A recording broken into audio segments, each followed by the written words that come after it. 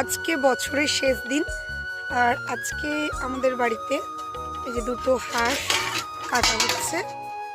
কর্তামশাই এই দুটো হাঁস আজকে কাটবে। জীবনে প্রথমবারই এই হাঁস কাটছে উনি। নর্মালি চিকেন টিকেন হলে বাড়িতেই কাটা হয়, দেশি মুরগি যেগুলো।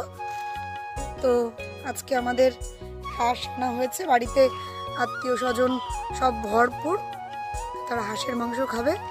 সকালবেলা এই হাঁস দুটো নিয়ে এসে, তো এই যে এখন হাঁস কাটা চলছে, দেখতে থাকুন।